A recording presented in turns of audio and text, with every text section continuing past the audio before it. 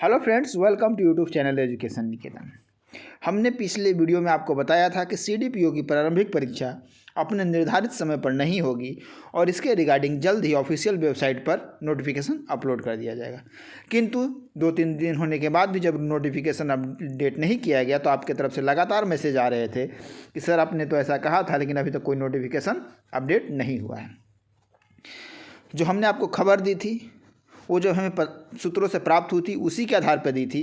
और आप जब देख सकते हो, एक कॉमन सेंस की बात है कि जब बिहार सरकार ने अपने जो पुराने गाइडलाइन थे उसमें संशोधन कर दिया है, अब साफ साफ लिखा है, आप पढ़ सकते हो, सभी विद्यालय, महाविद्यालय, शिक्षण, प्रशिक्षण, कोचिंग संस्थान उनके छात्रावास सहित तत्काल प्रभाव से बंद रहेंगे।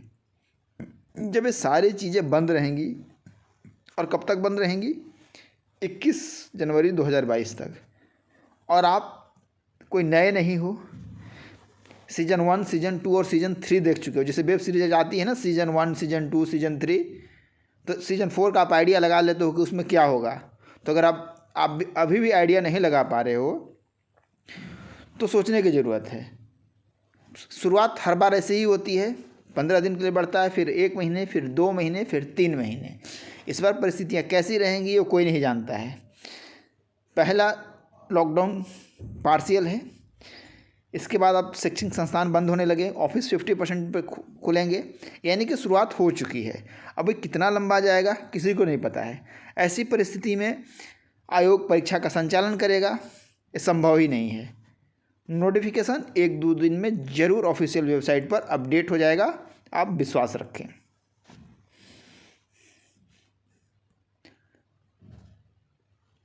इसके बाद आप देखोगे अगली लाइन, ऑनलाइन शिक्षण कार्य संचालित किए जा सकेंगे, और जो ऑलरेडी हमारे भी चैनल पे संचालित किए जा रहे हैं।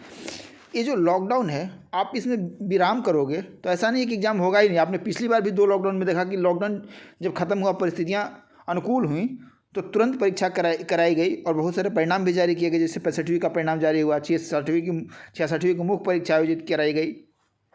तो आपको इन परिस्थितियों में, अगर आप सरकारी नौकरी में हो, आपको वर्क फ्रॉम होम मिलता है, अगर कुछ समय मिलता है, जो ट्रैवल का आपका समय हो बचता है, तो आप उन समय का सदुपयोग कर सकते हैं। यानी आपदा को आप अवसर में कन्वर्ट कर सकते हैं अगर आप चाहें तो।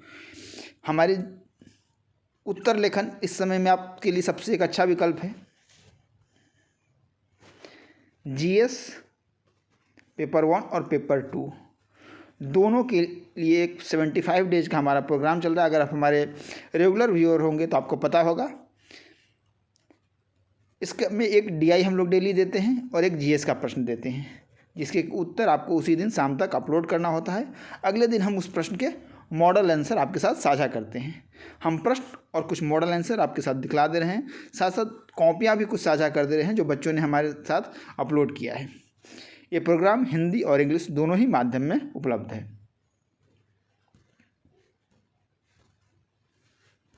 पूरी तरह से ऑर्गेनाइज फॉर्मेट में आपको मॉडल आंसर दिया जाएगा, जो कि हिंदी और इंग्लिश दोनों ही माध्यम में उपलब्ध है। एक ही पीडीएफ में हम पहले हिंदी के क्वेश्चन, इंग्लिश के क्वेश्चन, इंग्लिश का मॉडल आंसर, उसके बाद इसके नीचे में हिंदी का प्रश्न और हिंदी का मॉडल आंसर देते हैं। हमारी कोशिश होती है कि क्लासिफाइड वे में मॉडल आंसर आपको दिया जाए,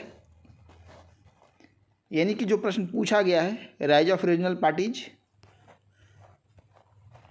role of regional parties, regional politics of Bihar, disadvantage of regional parties. अब चूंकि प्रश्न में डिसएडवांटेज ज़्यादा पूछा गया है तो इसको थोड़े हम अधिक पॉइंट्स के साथ इलोबरेट करेंगे। एडवांटेज नहीं पूछा गया है तो एडवांटेज बस 1-2 पॉइंट में दिखलाएंगे, और फिर एक बेस्ट कंक्लूजन। ये जो प्रश्न है ये बीपीएससी 64th का प्रश्न है। हम लोग लगभग जो 15 प्रश्न रखे हैं उसमें 1 से 2 प्रश्न हम लोग प्रीवियस ईयर से लेते हैं। तो ये प्रश्न हमने प्रीवियस ईयर से लिया है।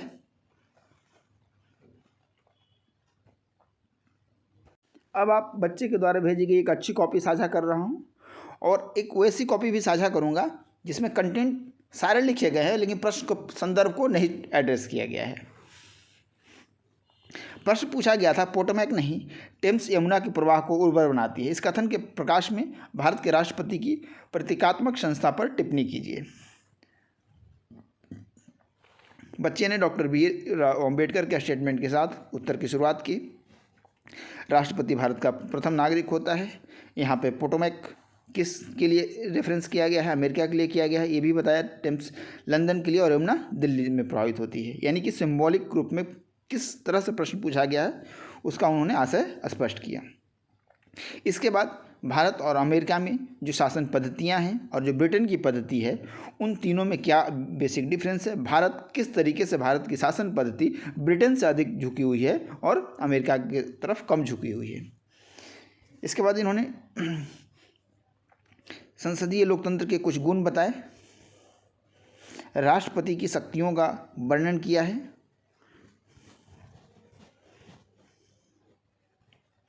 इसके बाद राष्ट्रपति की संवैधानिक स्थिति बताई है। आर्टिकल 74, 75, 78 इन अनुच्छेदों का उल्लेख करते हुए शक्तियों का भी इन्होंने विस्तार से उल्लेख किया है।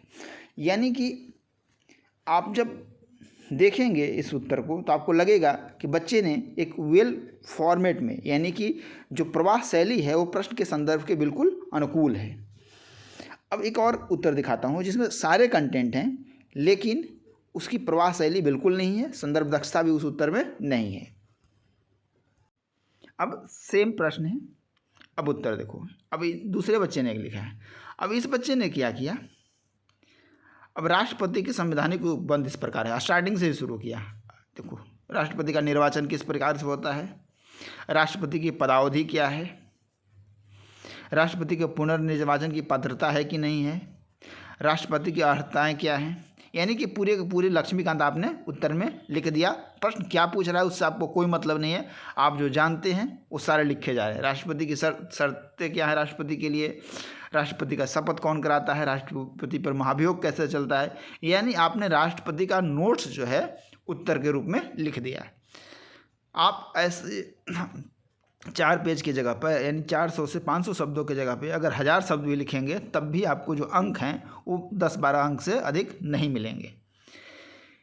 तो ये चीज़ें तब आएंगी आपको जब आप लगातार उत्तर लेखन करेंगे। नहीं तो आप सुनेंगे कि कोई कहता है कि मैंने तो 36 पेज भर दिए हैं लेकिन नंबर आते हैं तो पता चलता है कि 118 है, तो कहा जाता है कि नहीं जो एग्जामिनर है ना उसने सही से एवोल्यूएट नहीं किया कॉपी को, या बीपीएससी मूल्यांकन नहीं कराती है सही से।